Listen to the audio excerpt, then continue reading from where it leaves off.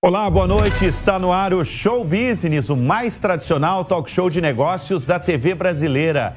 E no programa de hoje vamos receber a CEO da WeWork na América Latina, Cláudia Woods, e o CEO e fundador da Haketo, Fred Santoro.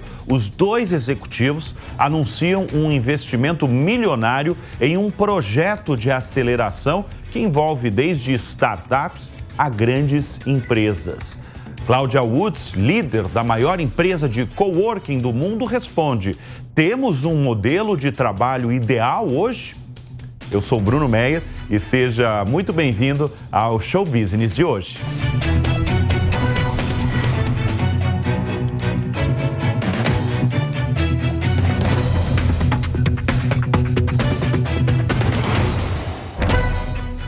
A WeWork, maior empresa de coworking do mundo, foi durante um bom tempo a queridinha do mercado financeiro.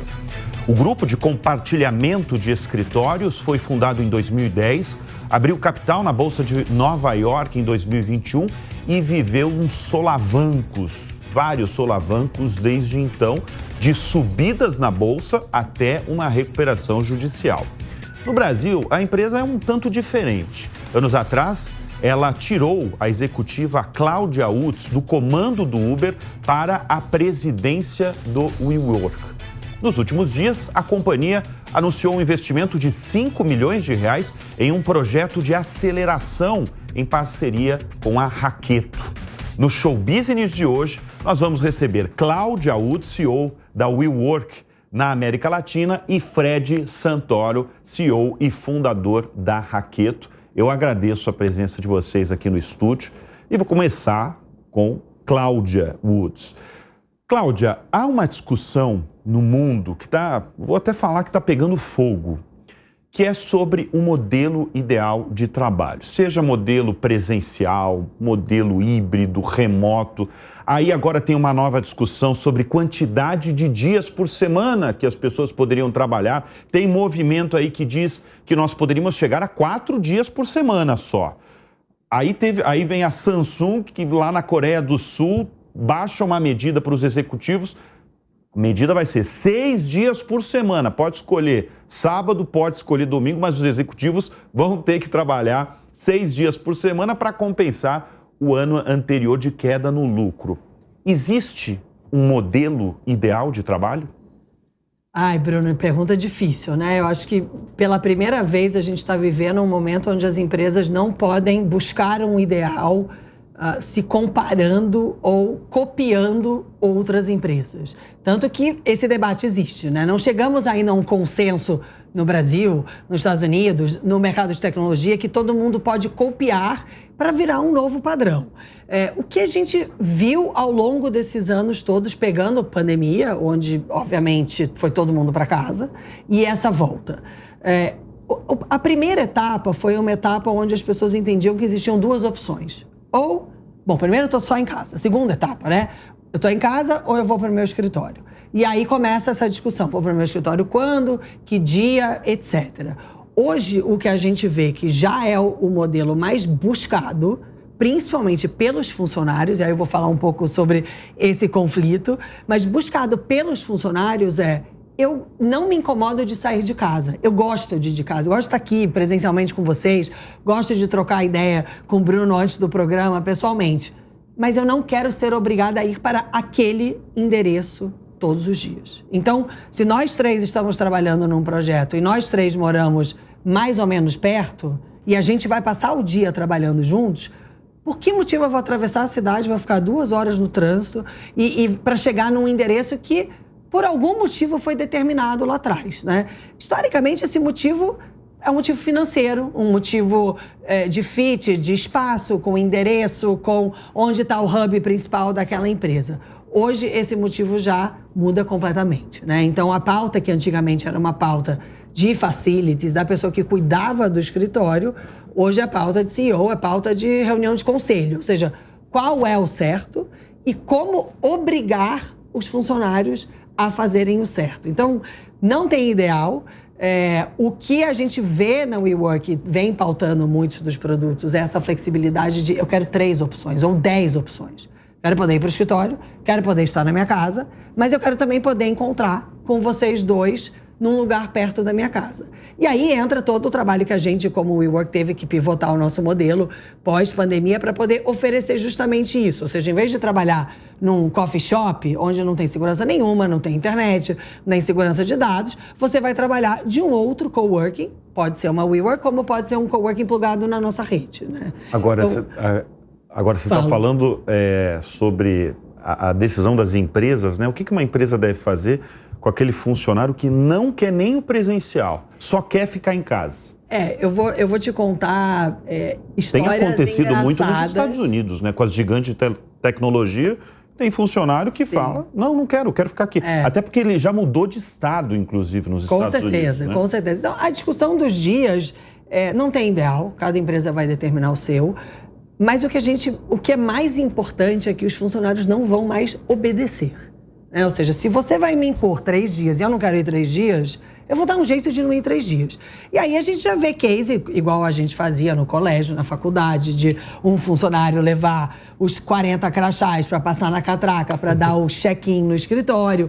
A gente vê cases de empresas tentando os programas mais criativos para atrair as pessoas, ao ponto de criar um programa de cashback. Fred, vem trabalhar no escritório hoje que eu vou te dar um dinheiro. Além do seu salário, eu vou te dar um cashback por você ter vindo. Então, o que você falou é a mais pura verdade. Os funcionários estão espalhados e essa relação de comando e controle, ela mudou completamente. Então, não existe mais essa é a política, todo mundo vai obedecer, porque você é meu funcionário. Porque tem um funcionário que fala, eu não vou.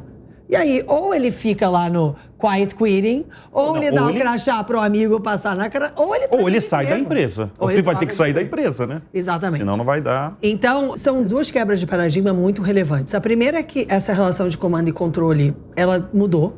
Os funcionários não vão obedecer. E outra muito importante é que as empresas precisam ter políticas diferentes para áreas diferentes. Então, um exemplo que você deu é muito forte em equipe de tecnologia. A equipe de back-office, vou dar o exemplo da WeWork. Eu tenho a equipe que trabalha nos prédios.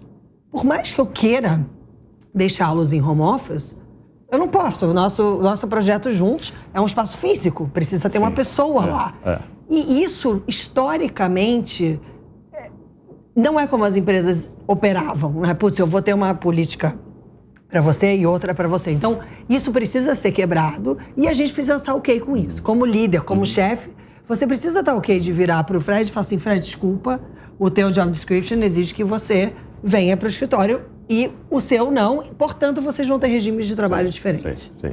Deixa eu chamar o Fred aqui para a roda.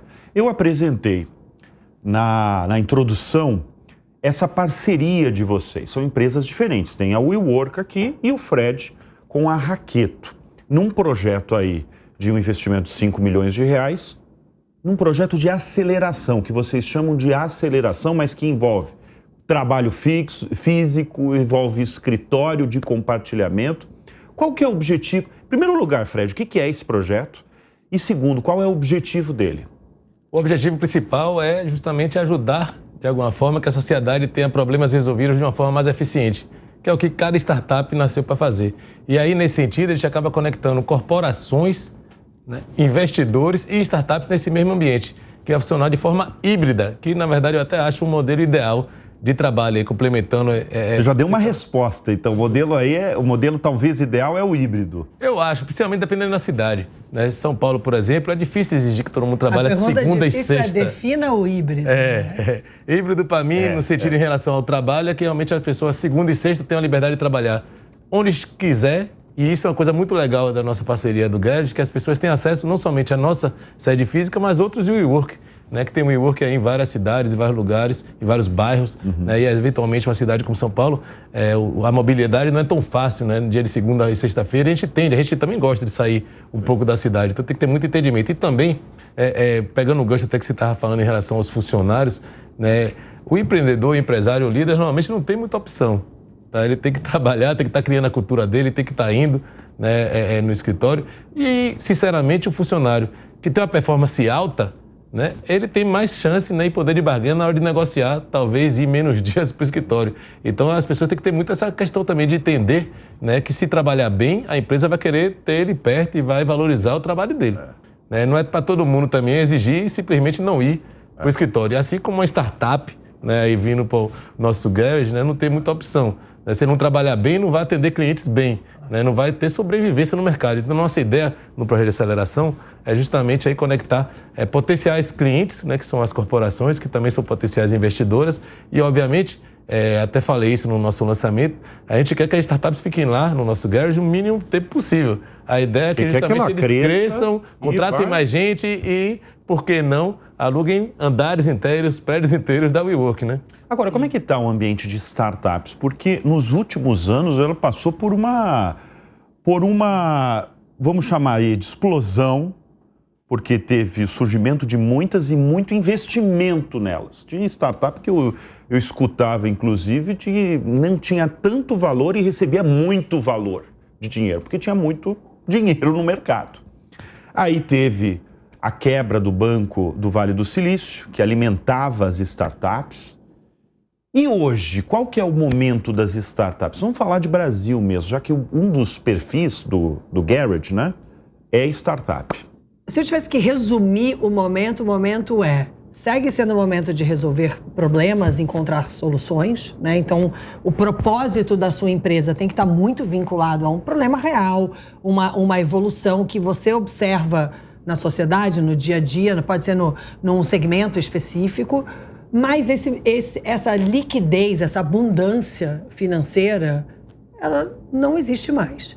Então, a sua capacidade de começar pequeno, seja dentro de uma WeWork, dentro da garagem ali com o Fred, ter a mentoria, ter um ambiente, você já começar pequeno e começar muito focado na sua autossustentabilidade financeira, para mim é o ponto central do momento que a gente está vivendo hoje.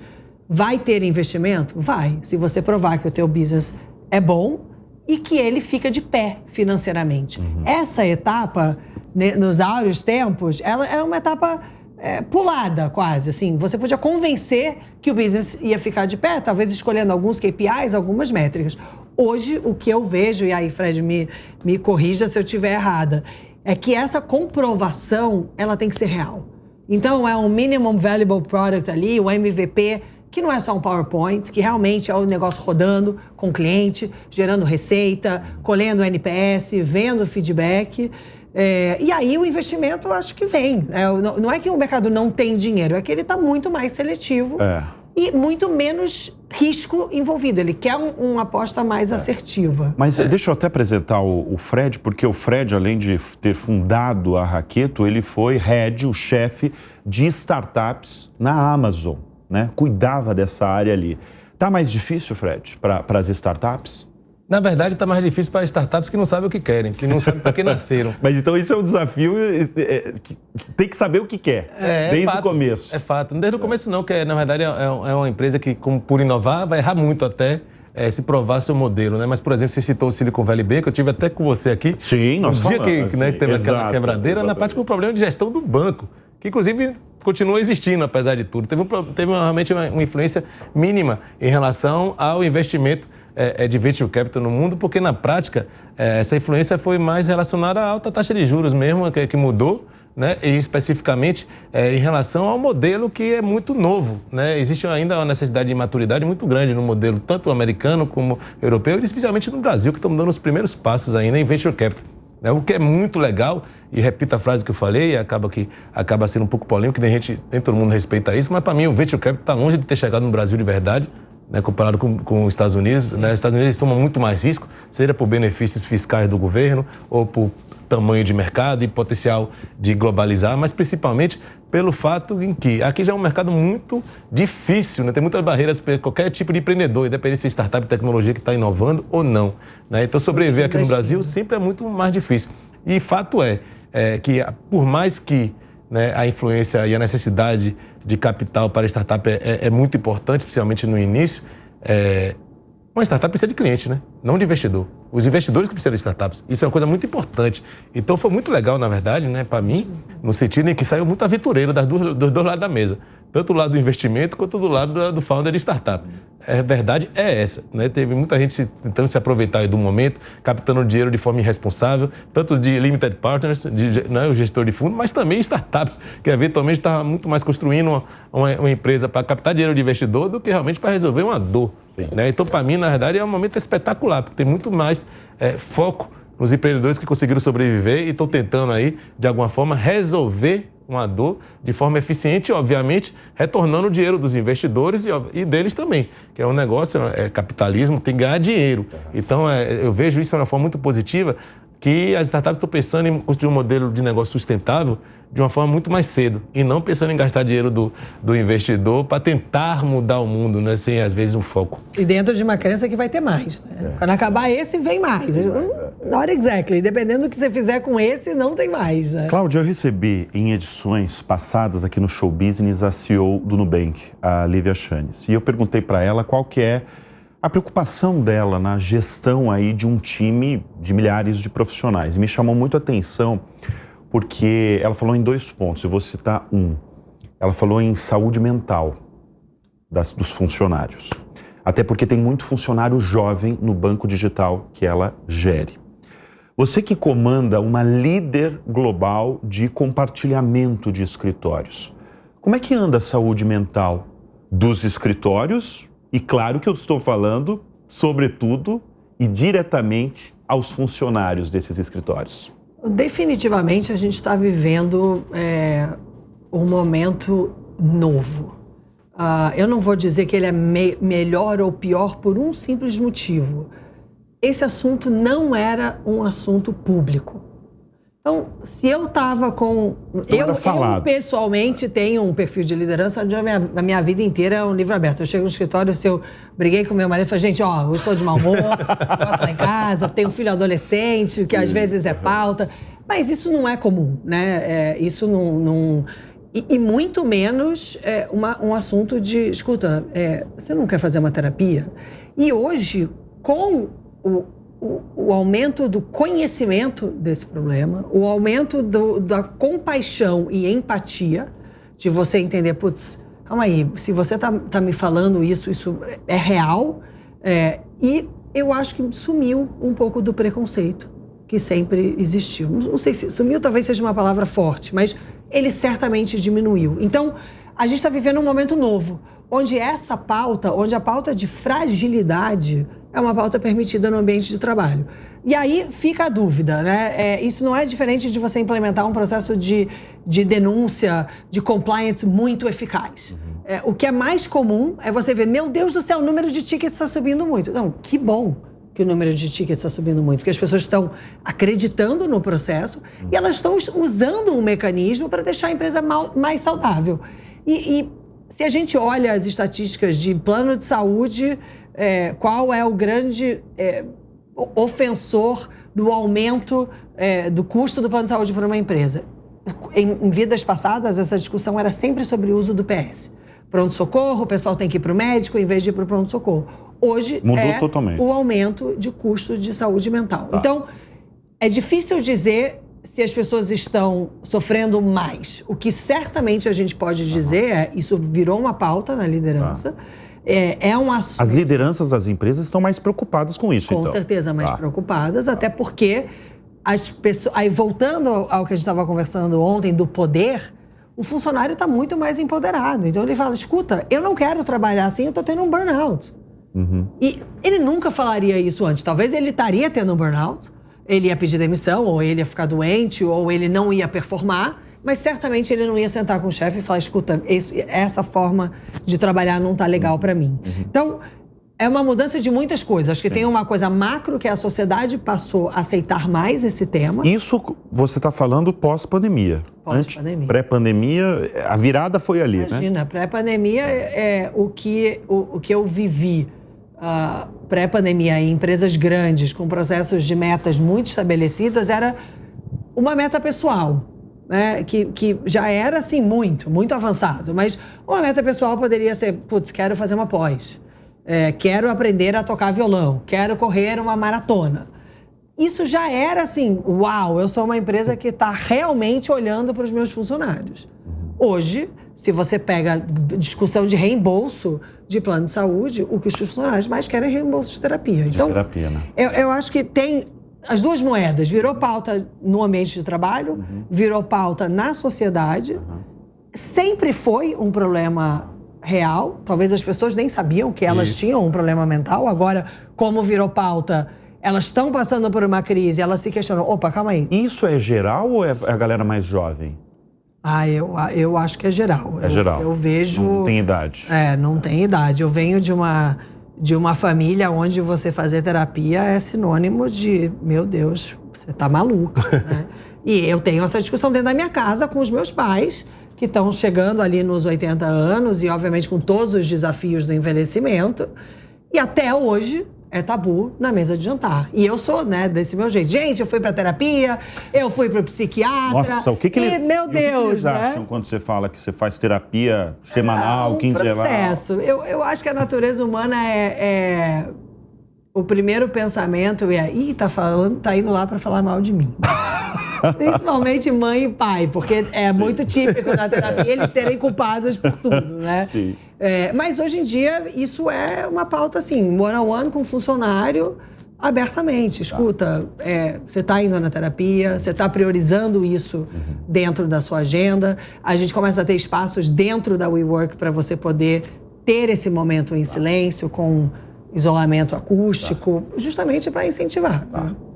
A Raqueto, ela trabalha muito com startups, até pelo teu background, né? Foi head das startups ali da Amazon, mas vocês lidam também muito com PMEs, né? Com pequenas e médias empresas. Qual que é o atual momento delas no Brasil?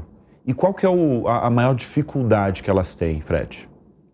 Sem dúvida, apoio na hora de justamente tentar buscar algum tipo de financiamento. Né? As PMEs, de uma forma geral, independente de ser uma startup que está tentando inovar, que aí sim normalmente deu uma dependência talvez maior de capital, dependendo da indústria que ela está entrando. E sim, também é fato que o empreendedor também tem graves, né, problemas de saúde mental, talvez até mais do que os funcionários, colaboradores, porque normalmente são pessoas que estão ali arriscando a carreira, né, a casa, a família. Então, assim, é uma coisa que eu converso muito justamente com o meu time, a gente tem que ter uma empatia muito grande, né, em relação aos fãs. Foi um papo até que eu tive com o pessoal do próprio Work na hora de ter o Garage, que é um cliente diferente, porque às vezes aquela pessoa ali realmente está super apertada em casa, depositou tudo que tinha, o que não tinha naquela ideia, naquela startup. Ou eventualmente isso acontece também nas PMEs, né? A pessoa que saiu do seu trabalho, do seu emprego, em teoria de uma segurança, que também na prática é uma segurança muito fugaz, né, dependendo do momento de mercado, para justamente tentar arriscar tudo na sua grande sonho, na sua grande vocação, né, que é abrir aquela empresa, independente de ser uma startup ou uma PME. E eventualmente dá errado mesmo, né? A pessoa pode aprender, tentar fazer uma coisa melhor, voltar para o emprego, mas tem que ter uma forma muito legal de justamente perguntar como é que a pessoa está. Eu acho que a grande pergunta que os líderes começaram a fazer antes, né? Antes não faziam, que saúde mental sempre existiu desde os primórdios da humanidade, né? Mas na verdade a gente nunca teve essa consciência toda. Eventualmente uma pessoa ou outra acaba aproveitando isso como um álibi também. Sim. Né? É fato, como tem tudo, que ser dito, né? Existem pessoas de todo tipo, mas é fato que todos nós temos nossos problemas, somos como a maré, né? Teve dias de alta ou baixa, mas especificamente em relação às PMEs, eu sou completamente fã dos empreendedores brasileiros, né? Primeiro eu tenho que lutar aí com a carga de imposto muito confusa, né? E é fato que, por exemplo, no ano passado foi mais de 2 milhões de empresas que foram fechadas, né? 2 milhões, né? Foi. Né? Então, por mais que você pense que é uma coisa linda, né? Tentar ser seu próprio chefe, na verdade, né? Quando você decide ser um empreendedor, né, independente, ou empresário, né, que é uma palavra até que eu gosto mais, né, em uma PME de economia real, acaba que ele vai tentar justamente, né, lutar contra tudo o tempo inteiro, 24 horas por dia, 7 dias por semana, né, não somente ali dentro do seu 9 às 5, né, dentro do que eventualmente o trabalho poderia ter. Então, o momento, de uma forma geral, depende muito de cada indústria, né, o mercado, obviamente, mudou bastante para as startups, mas para PMEs especificamente, tem algumas indústrias que estão indo muito bem, né? Em relação a commodities, algumas estão em baixa. Eu, por exemplo, você sabe que eu tenho um pé ali no agro, vi a soja baixando, tem um gado, o preço da arroba caiu também, mas sempre é cíclico, né? Então, ele tem que ter a consciência de pensar as coisas a longo prazo. Então, aquele empresário que consegue, né, montar sua empresa pensando no longo prazo, juntou caixa para isso, né, tendo justamente a capacidade e a vulnerabilidade, né, de assumir né, que realmente as coisas vão dar muito errado durante bastante tempo até começar a dar certo, acabam tendo muito mais sucesso, né? Que a ansiedade, na verdade, é o grande problema do planeta, eu acho, né? A falta de foco e ansiedade, principalmente, inclusive, por causa da tecnologia, né? Que as redes sociais justamente estão, talvez, aí estimulando que esse problema de saúde mental esteja mais ainda em pauta. Porque é fato que as pessoas acabam tendo grandes problemas aí, vendo que as outras parecem ter sucesso ali nas redes sociais, né? E acaba causando inveja. Isso é um grave problema de saúde mental. Todo mundo quer viajar mais sem poder, gastando mais dinheiro do que se pode, mas, por outro lado, é bom para a economia, né? Então, sem dúvida, a gente passou um problema mundial gigantesco, que foi a pandemia. Então, a gente só pode agradecer por continuar aqui. E as PMEs, eu sou, assim, para mim, o Brasil é o país das PMEs. Eu acho que tem uma grande oportunidade aí na área de educação, né, para PMEs. Eu acho que falta muito a DAI é justamente uma das pautas, dos pilares do nosso Garrett, é justamente educar as pessoas, principalmente o empresário de PME e startup. Educar, quando você fala, é tudo, financeiramente? Sem dúvida, educação financeira, né? Educação financeira, né? A gente na escola não teve isso. Né? Acho que no papel de mentores ali, a gente pode ajudar a uma empresa que está aprendendo a fazer o marketing digital, com a experiência que a gente tem. Acho que isso é que é bacana ali. Você pode descer tanto no muito granular, assim, preciso escolher um gateway de pagamento, a gente consegue entrar e apoiar. Verdade. E preciso falar sobre liderança, gestão, Gestão de performance, contratação, né? Um tema aí que realmente é muito importante também, saber contratar, né? Saber exatamente, definir quais são os valores, as culturas de sua empresa e que tipo de fit você vai buscar no mercado, até para justamente buscar diversidade nesse sentido, que justamente, como os clientes são de todos os tipos, você tem que ter pessoas de todos os tipos também, né? E aí, nesse sentido, eu acho que o Brasil, por ser, né, o país das PMEs, né, empreendedorismo e educação que vão levar esse país para avançar, eu acho que o momento continua sendo muito bom, porque são 200 milhões de pessoas consumindo, né? Sim. Cláudia, a crise que abateu a WeWork nos Estados Unidos, né, que chegou à recuperação judicial com uma dívida expressiva, afetou a operação brasileira e da América Latina? Não. A nossa estrutura societária é independente na América Latina, então a gente reporta para acionistas É a mesma empresa, né? É a mesma empresa, opera na mesma marca, mas tem um cap table, usando um termo um pouco mais técnico, mas tem um suite de investidores e acionistas diferentes, apesar de alguns em comum, e ela tem uma independência na operação. Ou seja, sendo literal, a recuperação judicial não incluiu o Brasil. O mercado no Brasil está muito... O Brasil foi um dos nossos países a ser lucrativos primeiro, aqui na América Latina. Agora, o que é em comum da empresa no mundo inteiro?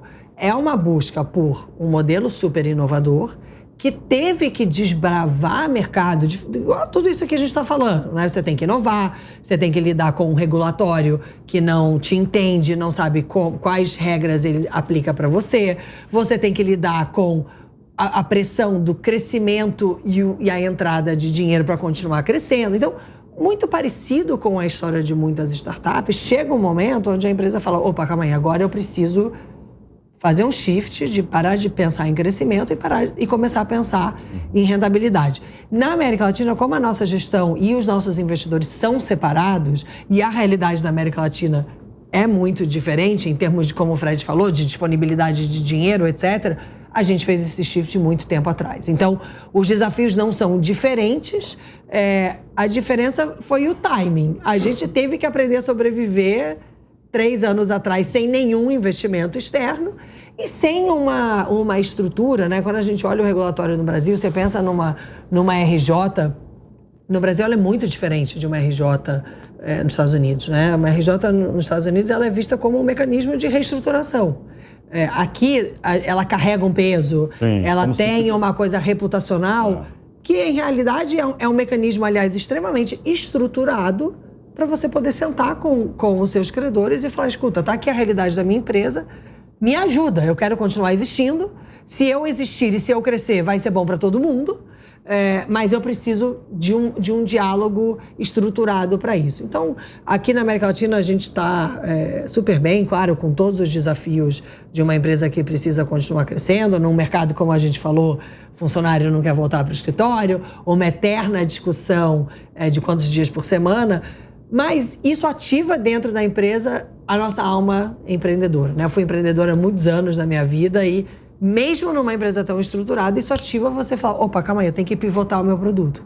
Então, fala. O Brasil, você falou que é destaque, foi um dos primeiros a dar lucro na América Latina. Sim. Qual que é o momento, por exemplo, taxa de ocupação? Não sei se você tem esse dado concreto aí, média, exemplo, dos prédios. Eu diria que hoje a gente está numa taxa de ocupação cerca de 80%. Que deve ser excelente. Né? Isso é média, né? Então, obviamente, pega essa flutuação.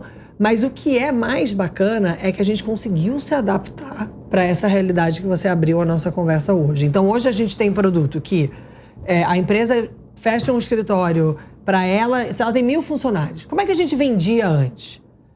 Quantos funcionários você tem? 1.000? Tá bom, tá aqui um escritório, 1.000 funcionários, 1.000 mesas, preciso de tantos metros quadrados, tá aqui. Esse aqui é o seu escritório.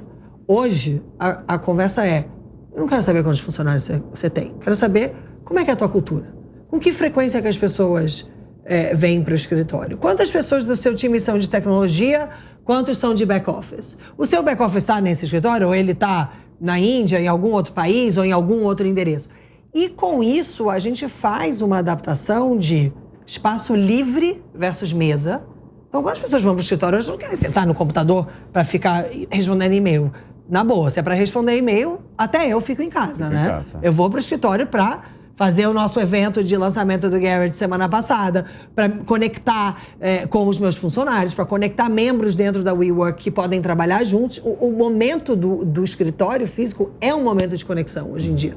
Então, ter um auditório... Que é muito importante. Muito importante. Conexão muito importante. É importante. Mas isso muda literalmente a dinâmica do escritório e isso teve que mudar o nosso produto. Porque o conceito de onde eu vou trabalhar, ele mudou. Como as pessoas querem trabalhar de qualquer lugar. Só que a WeWork, como escritórios nossos, ela está presente em poucas cidades. Por quê? Lá atrás, o que era importante é você estar no miolo. É você estar na esquina da JK com a Faria Lima. E hoje, o importante é você estar no interior de Sorocaba, porque a sua mãe mora em Sorocaba e você quer ir na quinta para não pegar o trânsito da sexta e ter um lugar para trabalhar lá. Tem o WeWork em Sorocaba. Então, esse foi o nosso grande dilema, e a gente pegou isso muito rápido, que foi, preciso mudar o business. Eu preciso criar um marketplace como um Airbnb, como um Booking, como uma Amazon mesmo, um marketplace, e plugar dentro da rede da WeWork o seu coworking do interior de Sorocaba. O modelo de negócio da WeWork continua como era, porque no passado pegava-se um prédio, por exemplo, andares de um prédio, você fechava, 15 anos de contrato, você reformava aquele espaço e você colocava para alugar. Esse era o modelo de negócio, né? Perfeito. Continua sendo? Não. Mudou? Mudou. Obviamente, os contratos existentes a gente continua gerenciando, mas o início era esse. Era esse, perfeito. E numa realidade onde você conseguia mapear muito bem onde as pessoas queriam estar. Então, tem que estar na Faria Lima. Eu tenho que estar na Madison Avenue, em Nova York. Eu tenho que estar no Rio de Janeiro, no centro ali, na Almirante Barroso. Com esse shift, algumas coisas mudaram. Primeiro, essa demanda do funcionário de estar literalmente em todo canto. Então, a gente cria um marketplace, pluga coworkings terceiros, que pode ser, eu brinco que são as antigas lan houses, né? Toda cidade do interior tinha uma lan house, que a gente ia jogar, que a gente ia imprimir. Esses espaços hoje viraram coworkings. Eles estão todos plugados no nosso marketplace, que se chama Station. E se você pode ser cliente do Station pagando com cartão de crédito, alugando uma sala de reunião por 1 hora, alugando por um dia, ou pagando como se fosse um Gym Pass com acesso ilimitado a qualquer um desses espaços. Então, isso foi uma inovação que saiu do Brasil. Isso não existe dentro da WeWork no resto do mundo. A gente foi o pioneiro e hoje a gente já pode realmente vender para os nossos membros, assim, você pode trabalhar de onde você quiser. Se não tiver um coworking plugado na rede para onde você vai, você liga, lança o desafio para o time, que o time vai te achar um espaço para trabalhar. E espaço, a gente tem cinema plugado, tem sala de hotel, tem empresa que está com, tem um contrato de 15 anos que só está usando metade do espaço, que fala, poxa, Cláudia, posso botar a outra metade no Station para gerar renda e abater do meu custo de aluguel? Então, ali tem de tudo, né? O que foi o outro ponto que mudou muito? A nossa relação com os proprietários. Então, como as empresas grandes também tiveram muito prejuízo na pandemia por conta de espaços gigantescos de escritório. Em lugares caríssimos, sem né? ninguém ir para o escritório. Isso. Então, todo mundo já teve um dark floor aqui, que você está dentro de uma torre, sei lá, no seu escritório cabe 100, você faz a sua projeção de crescimento de gente, você fala, putz, até o fim do ano eu vou estar em 150, o andar de baixo liberou, aluga agora, não faz a obra agora, mas segura. Imagina isso nos dias de hoje. É impensável as empresas gastarem dinheiro com aluguel de um espaço que não tem uso nenhum. Então, isso mudou muito a dinâmica do mercado, seja corretores, seja proprietários, onde, a partir do momento que você tem uma big tech que fala, eu quero um contrato de 3 anos, o mercado não está pronto para aceitar isso.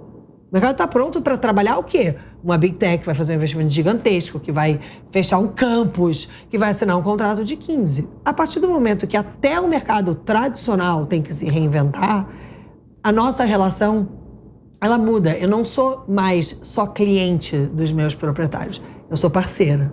Eu ajudo eles a se adaptarem a esse novo modelo. Eu ajudo eles com a minha máquina de vendas, que é uma máquina de vendas que vem aí dos meus primórdios de carreira, do digital, da aquisição online, do funil, da gestão ali minuciosa no centavo.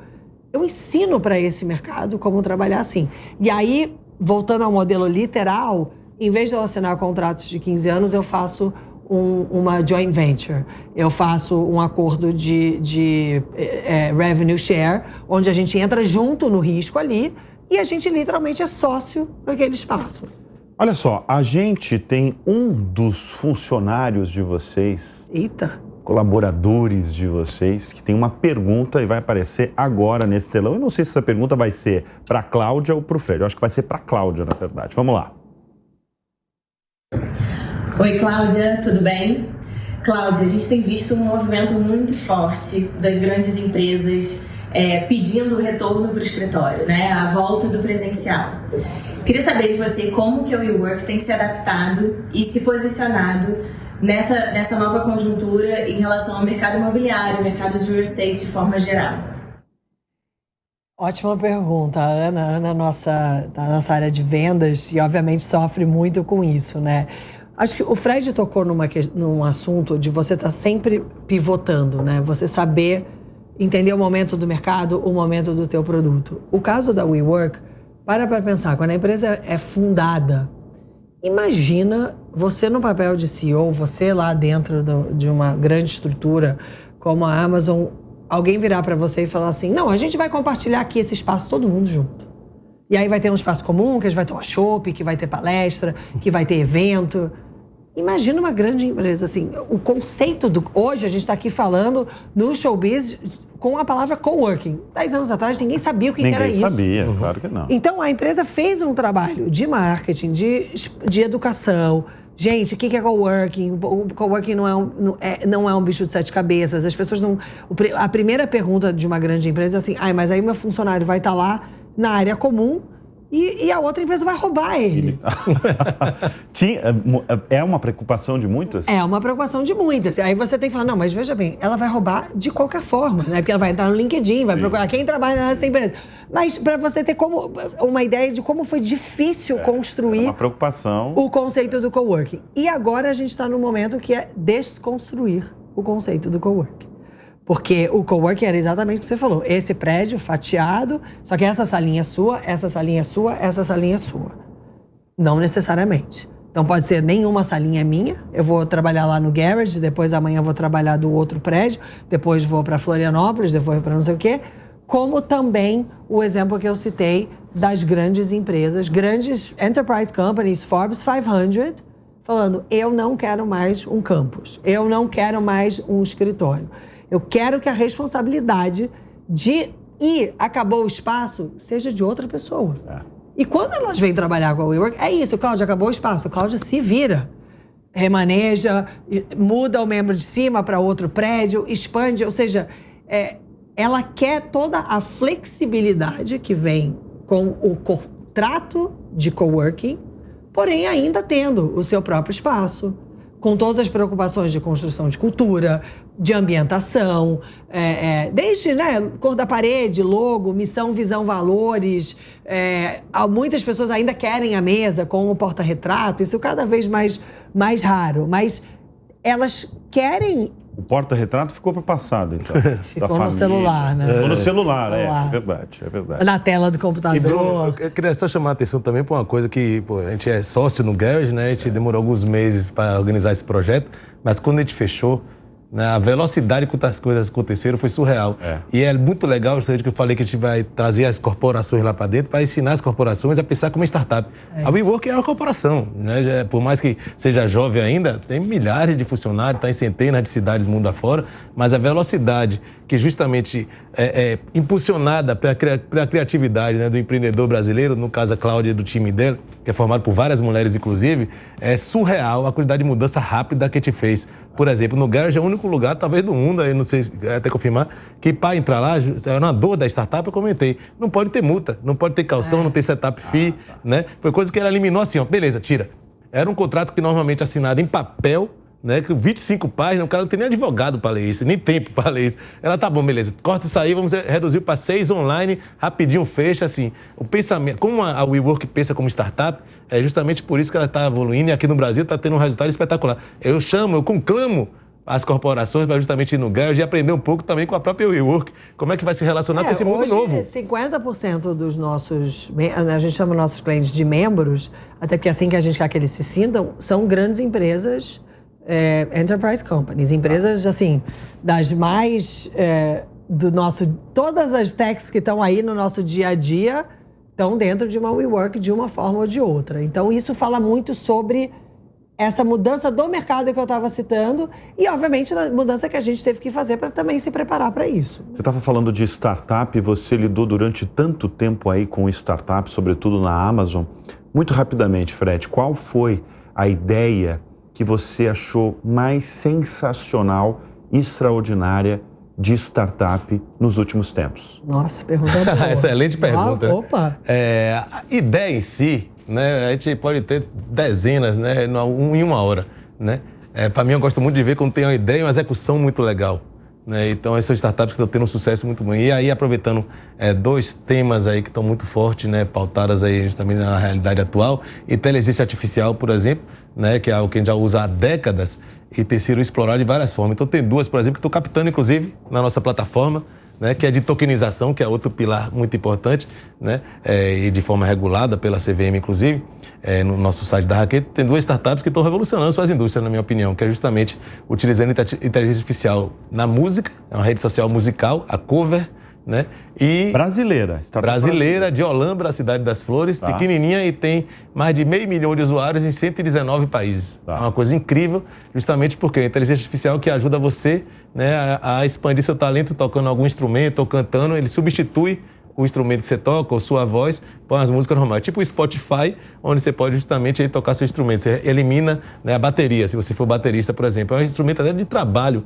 para muitas pessoas. E tem a Kinvi, que é um aplicativo de construção de portfólio de investimento, de sua carteira de investimento, que antes era muito limitada a quem tinha uma carteira de investimento milionária, né? E hoje qualquer um pode baixar a Kinvi e ter ali, né, uma inteligência artificial trabalhando para justamente sua carteira ter o melhor performance possível, muito melhor que a do mercado, pelo menos. Então, assim, tudo relacionado à inteligência artificial que está crescendo, eu sou fã, né, no sentido em que está mudando, né, nosso dia a dia, né, de verdade. Ao contrário de ficar coisas assim na teoria, no papel, no PowerPoint, né, realmente que as pessoas estão aplicando. Bom, o papo está excelente, mas eu vou dar uma rápida pausa e a gente volta já já com mais um bloco do Show Business.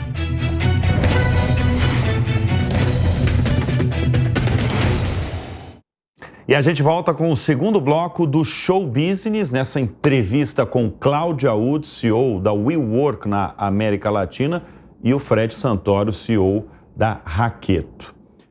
Vocês dois têm trajetórias notáveis, né? Fred passou pela Amazon, hoje comanda várias startups, está com uma parceria com a WeWork, e a Cláudia ajudou na fundação do lançamento do Banco Original, foi CEO da Uber, é CEO da WeWork na América Latina, Tem outras coisas, você não quer ficar contando o seu currículo. Mas você é a tradução, vocês, de uma trajetória notável. O que vocês acreditam? Vou começar novamente por você, Cláudio. O que você acredita que foi determinante para você alcançar esses postos de liderança que você tem alcançado durante todos esses últimos anos? São muitas coisas, mas se eu tivesse que elencar uma, certamente é a resiliência. Então, você citou aí as passagens mais recentes, mas eu fui empreendedora lá em 1997, na primeira bolha nos Estados Unidos, né? Então, e faliu? Faliu. Eu costumo brincar no bom sentido. Mas eu gosto de falar, mas faliu? Então, faliu? A gente abriu o nosso evento lá da Garage, eu falei, gente, todo mundo aqui falando de vitória, eu fali minha primeira empresa em 1997. Isso é bom falar, viu? Isso é bom falar. E você a falou gente fala quantas? Pouco, né? Ano passado foram quantas que faliram? 2 milhões, né? 2 milhões 2 milhões de empresas. É isso. Você vê uma Cláudia que empreendeu, faliu. Eu, inclusive, nem visto em uma startup se o founder não tiver falido antes, ou pelo menos ter tentado. De um parceiro nosso. Founder. É isso. Então, eu acho que a resiliência, muito dessa fase de você falir e falar, opa, isso não fala sobre mim, fala sobre a minha capacidade de ler mercado, sobre o quão assertivo eu fui na empresa que eu ironicamente, essa empresa que eu fali, a ideia era brilhante, ela só foi 20 anos fora do momento, que era uma empresa de digitalização de relacionamento de escolas com pais e com alunos. Isso veio acontecer na pandemia. Algumas escolas já tinham o básico ali, de você avisar quem vai buscar. Então, o momento certo é muito importante. Não, o timing é tudo, né? Tudo, então, né? Certamente, esse é o meu segundo ponto, né? É você ter uma leitura muito boa de timing e, claro, que você tem que ser audacioso, porque se você ficar esperando ter muita segurança, você vai perder o seu momento, né? Mas falando mais do lado pessoal, eu já trabalhei em muita indústria, né? Como você falou, banco, mobilidade, agora escritório, muitas B2B, outras B2C. Mas a coisa que sempre foi o meu fio condutor na tomada de decisão foi quanto impacto eu posso ter nessa empresa, nessa liderança e nesse mercado. E quando as pessoas me falam assim, nossa, mas a sua carreira é meio que para lá e para cá, você já fez muita coisa, não tem muita consistência. Eu falo, não, calma aí. Guarda o currículo que eu vou te contar a consistência. E aí vou contando sobre, cheguei nessa empresa, a situação era essa, o que tinha que ser feito era isso. Eu já sabia fazer isso porque eu já tinha feito isso em uma outra indústria, num outro momento. Então, a resiliência e o timing são muito importantes até para você tomar... A resiliência, obviamente, para você não se abalar com as dificuldades. O timing para você ter mais sucesso e não ser uma das 2 milhões de empresas que vai falir aquele ano.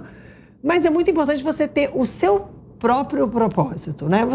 Toda empresa que você for trabalhar vai ter o propósito dela. Mas qual é o seu nessa tomada de decisão? E se isso está muito bem alinhado, quando você falha, quando você erra, quando você não é bem-sucedida, tá tudo bem.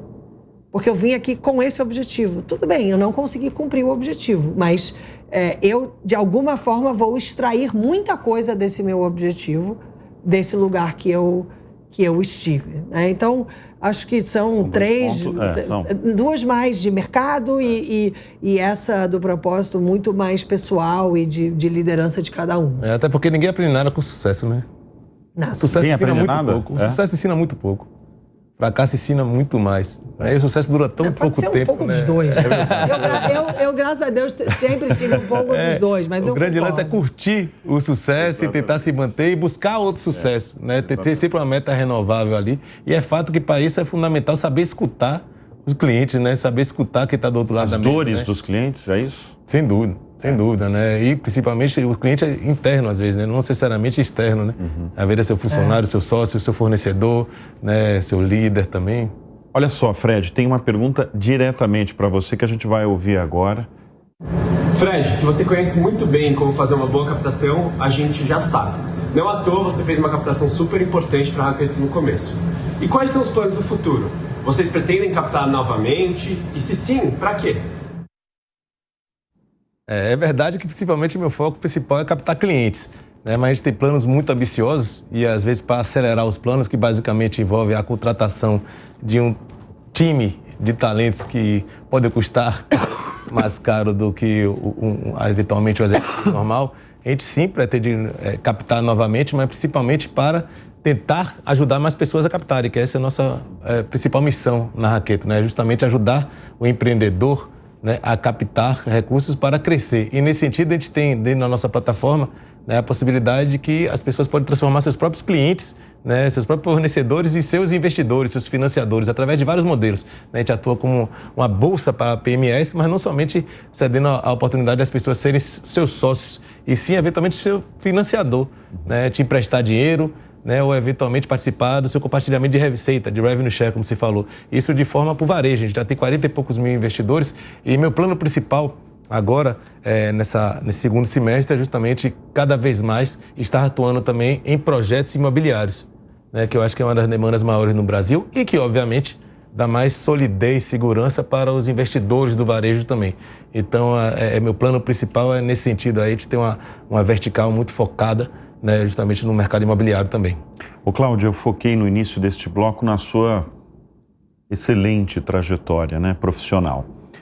Você, em algum momento da sua carreira, sobretudo na liderança, você sofreu alguma desconfiança dos outros por ser mulher? Sempre. Hoje ainda? Depende. Acho que desconfiança hoje é uma palavra forte. O que hoje ainda existe... Sabe por que eu usei essa palavra desconfiança? Porque eu já recebi uma CEO aqui que ela falou que ela estava numa reunião... Ela é CEO de uma empresa muito grande. E ela falou que ela estava numa reunião fora do país e os investidores, todos homens, eles não começaram a reunião até chegar o CEO. E ela teve que revelar que ela era a CEO, a grande liderança. E ela falou da desconfiança naquele momento, né? Eu vou até contar uma história engraçada. Assim, hoje a gente está aqui bem arrumado, né, Fred? Mas o meu dia a dia, e até muito em função disso, ele é um dia a dia jeans, tênis e camiseta da WeWork. Isso tem a ver muito com a nossa... Camiseta branca? Camiseta preta. Isso tem a ver muito com a nossa cultura, né? A gente é uma empresa que tem muito orgulho de estampar a marca, mas também tem muito a ver com não gerar essa diferenciação. Então, eu já passei por um processo de captação recentemente, onde eu passava por isso sempre. E eu comecei a literalmente me vestir igual ao meu CFO. Porque aí, pelo menos visualmente, não tinha aquela coisa do... chegou a menina, né? Assim, pelo menos a gente chegou ali uniformizados pelo visual. Não dava para fazer nenhum julgamento de poder, de marca, de nada. E aí, pelo menos, tinha que perguntar, né? Quem é quem aqui? Então, isso, infelizmente, é a realidade. Eu me considero muito sortuda ao longo da minha trajetória. Isso é tema da minha terapia, tipo, não é sorte, é mérito, mas eu ainda acho que tem um componente de sorte, de ter conseguido ter aliados, homens e mulheres, que me ajudaram nos momentos mais difíceis. Já tiveram vários. Há 10 anos atrás, diria, foi o pico. As empresas americanas, de forma geral, têm um compliance muito estruturado, tem treinamento, tem já uma coisa que hoje no Brasil a gente vê, mas 10 anos atrás era uma coisa que estava muito embrionária, principalmente em empresas brasileiras. Mas ainda existem ambientes onde a gente está desbravando. Então, o conselho de empresas. Eu participo de 3, 4 conselhos. Apenas além da CEO da WeWork, são mais 4 conselhos de empresas brasileiras. É o meu MBA, né? Porque aí eu vou lá no conselho e aprendo com... Pega toda... E volto. Exatamente. Eu volto. Mas com a exceção de eu sou a única mulher. É mesmo? Então, deixa eu só ver se eu não estou falando besteira. Com a exceção de eu sou a única mulher. Sou bem recebida nos ambientes? Super. Tenho uma voz ativa, sinto algum tipo de impacto da dinâmica por ser a única mulher? Não. Mas, até hoje, existir um ambiente corporativo nesse nível que eu sou a única mulher é algo que a gente ainda tem que desbravar. Estão reclamando? É uma crítica de forma alguma. Eu acho que é uma meta, é um prazer para mim poder estar ali e participar, inclusive, do recrutamento dos novos conselheiros, mas ainda existem ambientes onde a gente é a minoria. Né? Deixa eu aproveitar que você está falando de conselho. Uma dessas 4 empresas que você está no conselho é a Casas Bahia, que acabou de entrar há poucos dias em recuperação extrajudicial. Qual que é o impacto dessa recuperação extrajudicial? Foi bom para a empresa? Foi ruim? Foi ótimo para a empresa. Eu acho que o mais importante aí é a gente distinguir o que é uma recuperação judicial e o que é uma recuperação extrajudicial, sem me alongar aqui muito tecniquez, mas a recuperação extrajudicial, ela é justamente o timing perfeito para você falar, calma aí, eu preciso reestruturar minhas dívidas, minha estrutura de capital, senão eu vou chegar em RJ. O que acontece muitas vezes é que as empresas só percebem que não tem mais jeito quando já chegou naquele momento. E aquele momento já é um momento onde você já deixou de pagar, você já deu default, você já tem aí uma relação muito abalada com o seu ecossistema. A extrajudicial, primeiro que ela é um perímetro definido, então não é, eu vou renegociar tudo aqui, vou renegociar meu fornecedor, no caso da Casa Bahia, vou renegociar os fabricantes de televisão. Não. É um perímetro definido aqui, eu tenho aqui esse set de credores com quem eu preciso sentar e ter uma conversa muito estruturada para redefinir o parâmetro desses contratos. Então, na prática, é uma oportunidade de você sentar e você falar, calma aí, se a gente consertar isso daqui, eu não vou parar de pagar fornecedor, eu não vou parar de pagar funcionário, eu não vou parar de pagar nenhuma das minhas responsabilidades, mas eu preciso da sua ajuda para reestruturar isso. Então, eu tentei explicar aqui de uma forma menos juridiquês, mas é uma diferença muito importante, né? Sim. E o nosso processo, ele foi um processo extremamente bem recebido pelo mercado, inclusive. Tivemos uma aliança muito forte e uma cooperação muito forte dos credores dentro desse perímetro. Estamos aí agora, como disse o próprio CEO da empresa, agora a gente vai focar na operação, porque existem etapas, né? Se você está tão focado na estrutura de capital, isso é muito comum até entre os empreendedores, o CEO, ele acaba tendo o tempo dele muito dividido, né? Entre ele estar ali batendo o bumbo da empresa, estratégia de crescimento, etc., ele está fazendo os 2 papéis. Então, agora, enfim, já vem num plano de transformação muito bem sucedido, muito consistente, e essa etapa foi fundamental para entregar o plano operacional da companhia e a gente continuar podendo aí falar que quer pagar quanto e Casas Bahia, né? Dedicação total a você. É isso aí, tá vendo? Olha só, Que é um patrimônio brasileiro, né? Olha só, eu vou fazer uma pergunta para vocês dois, que é uma pergunta clássica deste programa. Eu pergunto sempre, porque revela, de certa forma, as ideias e as referências de vocês. Afinal, quem são as referências de vocês dois? Vou começar agora com você, Fred. Você tem uma referência no mundo dos negócios, por exemplo? Meu pai. Meu pai é uma referência para mim que eu respeito muito. Isso é fundamental. Às vezes as pessoas lembram só de Elon Musk, Jeff Bezos, né, que eu com certeza bebi muito dessa fonte também. Mas eu deixar de mencionar meu pai seria uma loucura, né? Que realmente desde a infância, né, que eu vi acompanhando ele se transformar diversas vezes, né? Eu tive a oportunidade de nascer na França justamente porque ele era um cientista lá, um baiano que foi lá desbravar, né, justamente esse mercado, né? E de cientista ele resolveu pivotar a carreira para ser um empresário na Bahia e aí atuou em diversas indústrias com um sucesso muito legal. E agora, mais recentemente, está 100% dedicado à pecuária, a gado, ao agro, né? Então essa capacidade de se adaptar que meu pai tem e com certeza... Se reinventar, né? Sem dúvida. E de trabalhar muito e pelo bem, justamente cobrando que os filhos também estejam ali trabalhando pelo bem, é a maior influência que eu tenho na minha vida, sem dúvida. Cláudia Woods, quem é a sua referência? Hoje, meu filho. Claro, fui criada numa casa com uma mãe que trabalhou a vida inteira, com um pai que lavava a louça, que fazia tudo isso, né? Estão casados há mais de 50 anos, então, de fato, foi um grande privilégio poder vivenciar uma relação de papéis iguais numa época que isso não era, né, nem falado em mesa de bar. Mas hoje, eu diria que a simplicidade...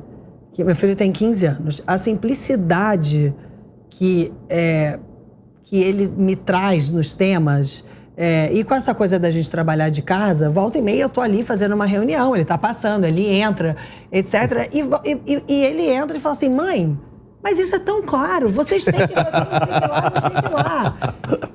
E já virou... E você lá numa operação... Já virou até a brincadeira com o time. Tem horas que o time fala assim, pergunta pro Nicolas o que você faria, né? Muito bom. Olha só. Então, e ele não está contratado da WeWork. Ele não está contratado. É o conselheiro. É conselheiro, exatamente. Então, então, eu acho que o que ele me traz, né? Ele traz essa simplicidade de olhar para as coisas, essa falta de viés, né, a gente que está muitas vezes num ambiente corporativo cheio de politicagem, etc. É impressionante como isso pode te... E que a gente está, às vezes, imerso numa questão, um problema. Exatamente. E pega um conselheiro que é o seu filho de 15 anos e que mostra, talvez, a cartada, né? Exatamente. Teve eu vou contar uma história. Teve um dia que a gente estava negociando uma operação super complexa de aquisição de uma empresa. E a pessoa do outro lado estava pedindo para mudar os termos. Aí ele entra na sala e fala, mãe, isso é igual eu virar para o meu professor de matemática e falar, até o fim do ano eu vou tirar 10. Então já me dá o 10 agora. Porque eu vou tirar na última prova. E aí ficou todo mundo adorei. Olhando, assim, tipo, cara, né? Às vezes Quero sobre conhecer. isso, olha, ela tá vendendo peixe do filho, viu? Mas a quantidade de executivo que assiste esse programa vai entrar no seu link. Quero contratar ele para raqueta aí. Ele está decidido a ser psicólogo. Então, ele está com a mente muito aberta do momento que a gente está vivendo, muito como legal. A gente já falou aqui hoje. Muito bem. Então, vai ficar todo mundo querendo contratar, porque ele vai cuidar da gente que fica maluco depois de estar nesse mundo corporativo tanto tempo. Cláudia Woods, Fred Santoro, WeWork, Raqueto, obrigado pela presença. Obrigada a você. Aqui no Show Foi Business. ótimo. Obrigada. Foi muito bom mesmo. Como sempre. Sempre demais. uma delícia estar aqui, falante com meu parceiro, agora sócio, e estimulando, né, o crescimento do Brasil, seja o empreendedor, seja a PME, seja as grandes empresas internacionais que têm que enxergar no Brasil uma grande oportunidade, como é o case da WeWork. Né? Obrigadíssimo mais uma vez. E obrigado sempre a você pela sua audiência, pela confiança. A gente volta na semana que vem. Até lá. Tchau, tchau.